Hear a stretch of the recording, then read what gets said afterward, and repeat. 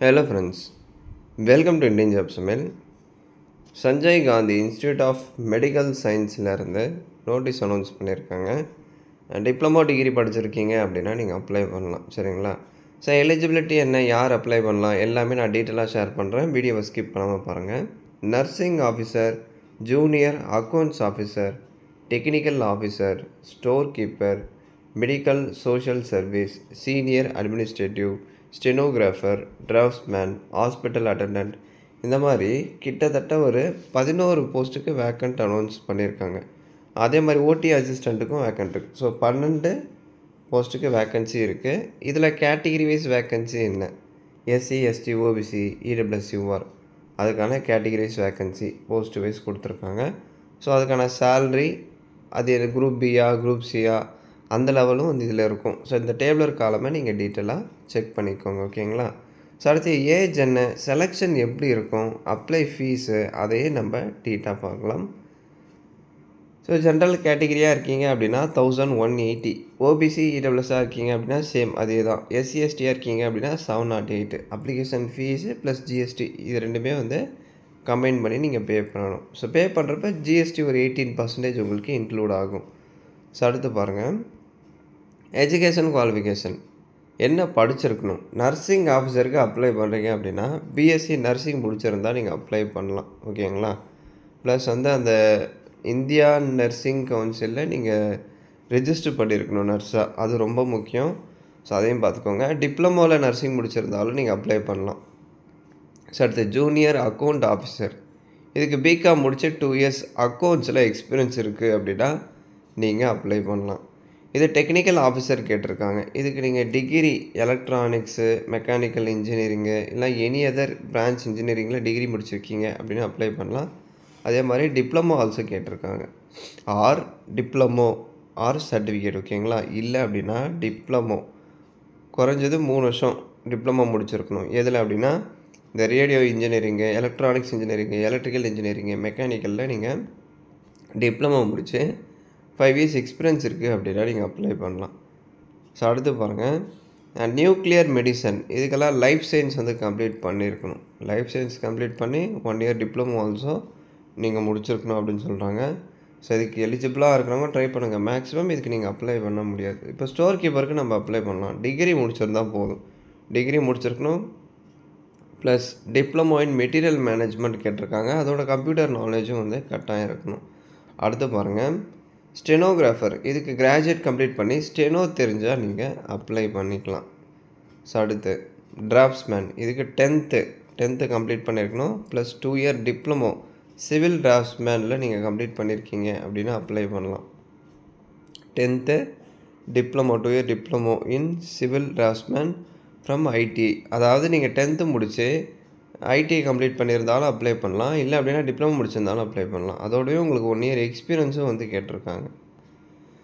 அடுத்து hospital attendant, இதுக்கு 10th pass பண்ணி ஏதாவது ஒரு ஹாஸ்பிட்டலில் நீங்கள் ஒர்க் பண்ணியிருக்கீங்க, அதுக்கான எக்ஸ்பீரியன்ஸ் இருக்குது அப்படின்னா நீங்கள் ட்ரை பண்ணுங்கள். ஓகேங்களா? டிசைரபிள் வந்து தேவையில்லை. சரிங்களா? அது கட்டாயம் கிடையாது. 10th பாஸ் பண்ணியிருந்தால் இந்த அட்டெண்டன்ட்டுக்கு நீங்கள் அப்ளை பண்ணலாம். டிசைரபிள் அப்படின்னா அது ஒரு அடிஷ்னல் குவாலிஃபிகேஷன், கூடுதல் தகுதி அப்படின்னு சொல்லுவாங்க. உங்களுக்கு ஹாஸ்பிட்டலில் ஒர்க் பண்ண எக்ஸ்பீரியன்ஸ் இருக்குது அப்படின்னா முன்னுரிமை தருவாங்க, அவ்வளோதான். மற்றபடி இதுக்கு 10th பாஸ் பண்ணியிருந்தாலே நீங்கள் அப்ளை பண்ணலாம். இந்த டிராஃப்ட்ஸ்மேனுக்கு 10th பாஸ் பண்ணியிருக்கணும். அதோட அப்படின்னு கொடுத்துருக்காங்க இல்லையா, 2 year diploma in civil draftsmanship from ITI complete பண்ணியிருக்கீங்க அப்படின்னா நீங்கள் அப்ளை பண்ணலாம். ஸோ அடுத்து OT operation theatre assistant, BSc anaesthesia complete பண்ணியிருந்தால் அப்ளை பண்ணலாம். Or BSc operation technology, OT technology முடிச்சிருந்தாலும் நீங்கள் எலிஜிபிள் தான். ஸோ ஹவு டு அப்ளை, எப்படி அப்ளை பண்ணணும், அதுக்கான கைட்லைன்ஸ் வந்து கொடுத்துருப்பாங்க. என்னென்ன டாக்குமெண்ட்லாம் நீங்கள் ஸ்கேன் பண்ணி அப்லோட் பண்ணணும், எல்லாமே பாஸ்போர்ட் சைஸ் ஃபோட்டோ கலரில் தான் நீங்கள் அப்லோட் பண்ணணும். 80 KB இருக்கணும். Signature, email ID, mobile number, apply பண்ணுறப்ப என்டர் பண்ணுற மாதிரி இருக்கும். Plus 10th 12th diploma degree certificate எல்லாமே ஸ்கேன் பண்ணி வச்சுக்கோங்க. Sem mark sheet, consolidated, professional, அது எல்லாமே வந்து செமஸ்டர் வைஸ் வந்து நீங்கள் ஸ்கேன் பண்ணி வச்சுக்கணும். செம் மார்க் ஷீட்டும் வந்து கேட்பாங்க. அடுத்து உங்கள் கேஸ்ட் சர்டிஃபிகேட்டு, எக்ஸ்பீரியன்ஸ் இருந்தால் எக்ஸ்பீரியன்ஸு, டிவிஷன் சர்டிஃபிகேட்டு, இது எல்லாமே அப்ளை பண்ணுறப்ப தேவைப்படும். எல்லாமே ரெடியாக ஸ்கேன் பண்ணி வச்சுக்கோங்க. ஓகேங்களா? ஸோ அடுத்து செலெக்ஷன் ப்ராசஸில் காமன் ரெக்ரூட்மெண்ட் டெஸ்ட் அப்படின்னு கண்டக்ட் பண்ணுறாங்க. அதாவது அதை கம்ப்யூட்டர் பேஸ்டு டெஸ்ட் அப்படின்னு சொல்லுவாங்க. சரிங்களா? அது வந்து இங்கிலீஷில் மட்டும்தான் இருக்கும். இந்த தமிழில், ஹிந்தியில் அந்த மாதிரிலாம் இருக்காது. ஸ்டேட்டுக்கு தகுந்த மாதிரிலாம் மாற்ற மாட்டாங்க. இந்த சிபிடி எக்ஸாம் இருக்கும். அது இங்கிலீஷில் மட்டும்தான் கண்டக்ட் பண்ணுவாங்க. ஓகேங்களா? அதுக்கான ஹால் டிக்கெட் www.cgpgi.ac.in இந்த வெப்சைட்டில் இல்லை அப்படின்னா இந்த வெப்சைட்டில் உங்களுக்கு அப்டேட் பண்ணுவாங்க. ஹால் டிக்கெட் வந்திருக்கு அப்படின்னு சொல்லிட்டு அப்ளை பண்ணுறப்போ ஒரு இமெயில் ஐடி நீங்கள் என்டர் பண்ணியிருப்பீங்க இல்லையா? அந்த இமெயில் ஐடிக்கோ இல்லை மொபைல் நம்பருக்கோ உங்களுக்கு இன்டிமேஷன் தகவல் வந்து அப்டேட் பண்ணுவாங்க. அந்த அப்டேட் கிடச்சா நம்ம டெலகிராமில் நான் அப்டேட் பண்ணுவேன். ஓகேங்களா? ஸோ மினிமம் மார்க் இந்த காமன் ரெக்ரூட்மெண்ட் டெஸ்ட் சிஆர்டி அப்படின்னு சொல்லக்கூடிய இந்த எக்ஸாமினேஷனில் ஜென்ரல், இடபிள்யூஎஸ், ஓபிசியாக இருந்தால் 50% இருக்கணும். எஸ்சி எஸ்டியாக இருக்கீங்க அப்படின்னா 45. ஸோ மினிமம் நான் பாஸ் ஆகணும் அப்படின்னா இந்த பர்சன்டேஜ் எடுத்தால் பாஸ் ஆகலாம். இதுக்கு மேலே அதிகமான பர்சன்டேஜ் எடுத்தால் தான் நீங்கள் கிளியர் பண்ணி செலக்ட் ஆக முடியும். அடுத்து உங்களுக்கு ஸ்கில் டெஸ்ட் இல்லை டெக்னிக்கல் எக்ஸாம் வந்து கண்டக்ட் பண்ணுவாங்க. ஓகேங்களா?